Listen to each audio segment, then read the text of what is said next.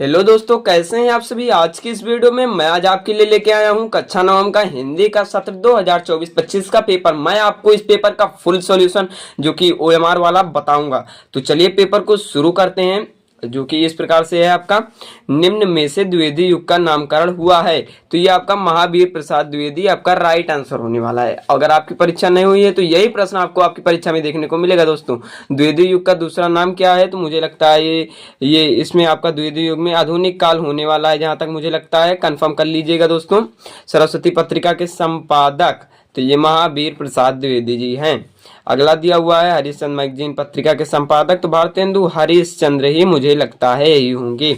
रानी केतकी की कहानी ये इंशाअल्लाह खान होंगे। अगला दिया हुआ है भक्तिकाल का दूसरा नाम क्या है?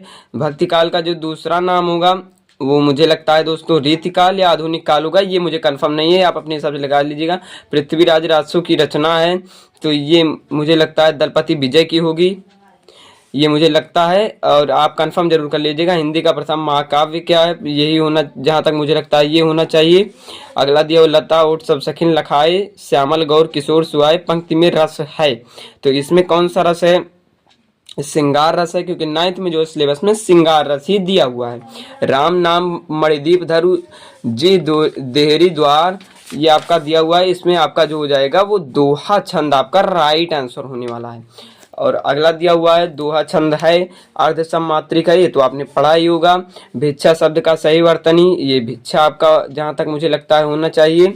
अगला दिया हुआ है भाई का तत्सम क्या होगा? भाई का तत्सम मुझे लगता है भ्राता होना चाहिए, मुझे आप कंफर्म कर लीजिएगा। मलिन का सही विलोम क्या है? मलिन का सही विलोम जहां तक मुझे लगता है निर्मल होगा। अगला दिया हुआ है एक ही अर्थ को बताने वाले शब्द कहलाते हैं एक आर्थी, मुझे लगता है आप अपने हिसाब से कंफर्म कर लीजिएगा। अव्ययी भाव समास में कौन सा पद अव्यय होता है? तो पहला पद होता है जो अव्यय होता है, क्योंकि पहला पद प्रधान माना जाता है। और गंगाधर उद्गम का ये गंगोदकम या तो गंगूदकम ऐसे ही कुछ होना चाहिए मुझे लगता है।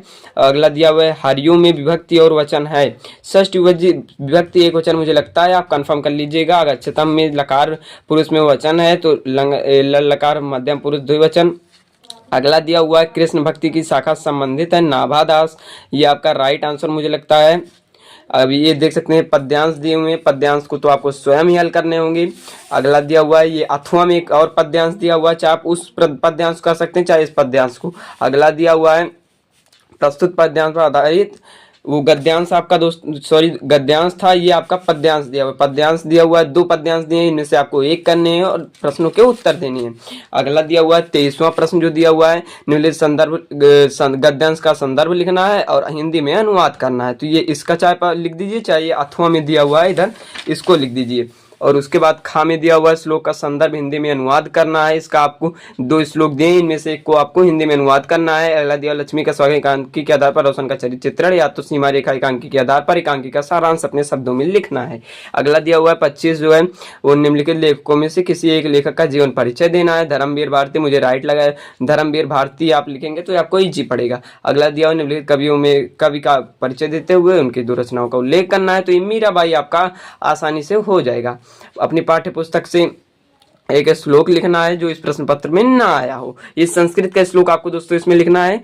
निम्नलिखित संस्कृत प्रश्न पत्रों में किन्हीं 2 प्रश्नों के उत्तर संस्कृत में दीजिए। संस्कृत में इनमें से 3 प्रश्न हैं जो आपको पढ़ाएंगे होंगे, इनमें 2 के उत्तर देने हैं। अगला दिन निम्नलिखित मुहावरों को रोक किन्हीं 2 का अर्थ प्रयोग और वाक्यों का प्रयोग और अर्थ लिखना है।